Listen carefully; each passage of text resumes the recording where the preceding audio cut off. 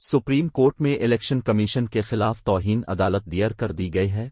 Election commission के खिलाफ तौहीन अदालत की दरख्वास्त दायर लेवल प्लेइंग फील्ड न मिलने पर पाकिस्तान तहरीक इंसाफ ने लेवल प्लेइंग फील्ड फराहम करने के सुप्रीम कोर्ट के फैसले पर अमल दरामद न होने के मामले पर इलेक्शन कमीशन के खिलाफ तौहीन अदालत की दरख्वास्त दायर कर दी। सुप्रीम कोर्ट में लेवल प्लेइंग फील्ड फराहमी के फैसले पर अमल दरामद न होने पर दरख्वास्त दायर की गई। दरख्वास्त में कहा गया है कि सेक्रेटरी इलेक्शन कमीशन ने 22 दिसंबर के अदालती हुक्म के बावजूद शिकायत का अजाला नहीं किया और सुप्रीम कोर्ट के वाज़े अहकामात के बावजूद पीटीआई उम्मीदवारों को हरासा और गिरफ्तार किया गया। दरख्वास्त के मतन के मुताबिक आईजी पंजाब पीटीआई के खिलाफ होने वाली कार्रवाइयों के मास्टरमाइंड हैं।